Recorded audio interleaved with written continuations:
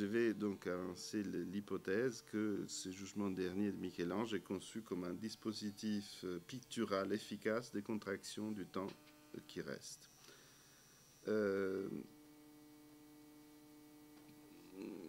Peut-être pour faire tout de suite introduire une petite remarque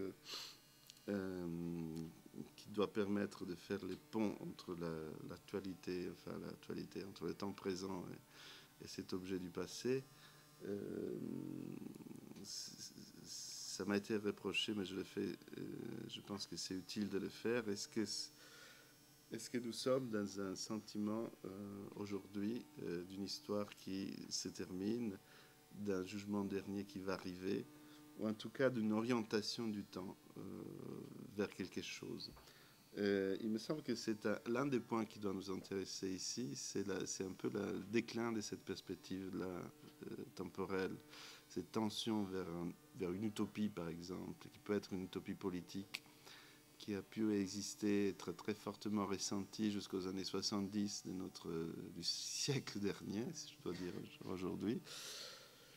La perspective révolutionnaire, marxiste,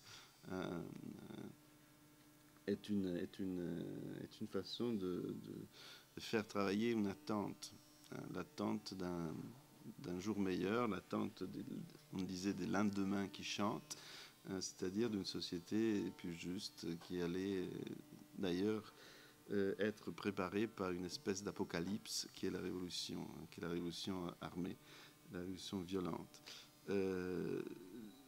Du moment où il n'y a plus cette perspective qu'on peut qualifier d'utopique, ou en tout cas d'attente d'un changement qui donne une direction au temps, et qui, comme dans les cas des mouvements politiques de libération certains existent encore aujourd'hui, mais je pense que notre rapport à l'histoire change considérablement. Je suis certain que Bernard reviendra là-dessus. Donc, un temps qui commence à finir, et Saint Paul, ce temps le désigne, ce temps qu'il faut appeler de résiduel, le désigne avec l'expression grecque. Paul est un juif de langue grecque,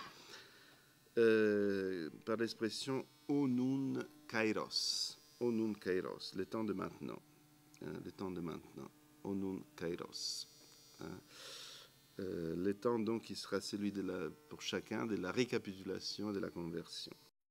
Donc la crainte, ce serait l'élément dominant pour Vasari de l'efficace de cette œuvre. C'est ce qu'elle doit produire, c'est de la peur. Ce qui ne me... J'ouvre une parenthèse, mais très brève, c'est certaines des pièces de Bernard aussi sont conçus pour mettre le spectateur dans une espèce de position de crainte ou de danger. Je pense qu'il reviendra là-dessus. Je voudrais extraire de ces textes certains termes techniques. Celui de attitudini, ça veut dire posture, et celui de scorti, c'est-à-dire raccourci. Attitude et raccourci.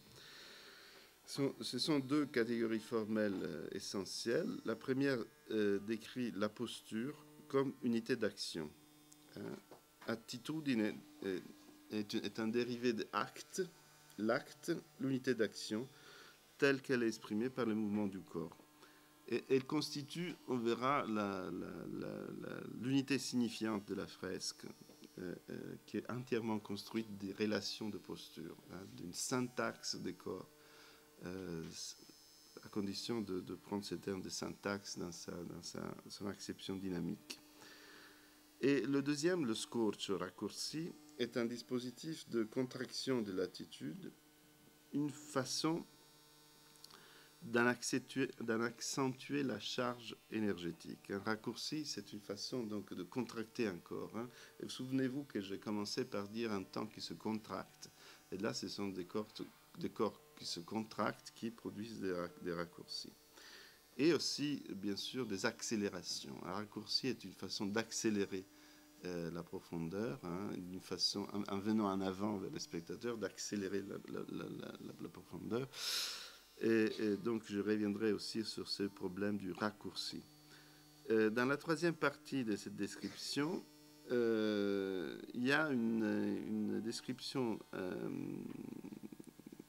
assez poussée de ce que j'avais commencé par chercher, c'est-à-dire est-ce que ces descriptions portent attention à l'aspect de l'action, hein, à l'action comme procès. Et il semblerait qu'ils le font, enfin en tout cas, le texte parle explicitement de mode, c'est-à-dire de modalité de l'action. Et cette action est décrite comme un procès de mise en forme de l'action qui traverse plusieurs figures. Hein. Je reviens sur la description de la résurrection. Reprendre les os et la chair, voler au ciel, aidé par les âmes qui, par leur position plus élevée, sont déjà bienheureuses. Déjà bienheureuses, ça veut dire que ce que Vasari donne à voir à travers sa description de l'action est un procès. Déjà, donc adverbe, qui situe la condition de l'élection dans une chaîne, hein, dans un enchaînement où les plus élevés aident ceux qui sont pas encore bienheureux. Voilà la partie dans laquelle, selon Vasari, on voit particulièrement représenter comment les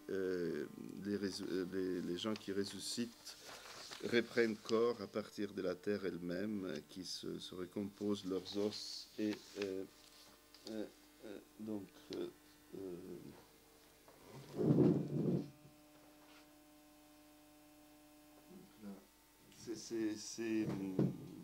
ces tissus que vous voyez ici sont les tissus de suaire, hein, donc certains sont encore pris dans leur suaire. Et vous avez tout un travail de mise en série à partir du squelette, en passant par un squelette animé, puis quelqu'un qui commence à reprendre son corps. Je reviendrai surtout sur une figure. Là, ça sort de la terre. Donc, cet aspect de reprise, de reprise du corps qui est souligné par Vasari.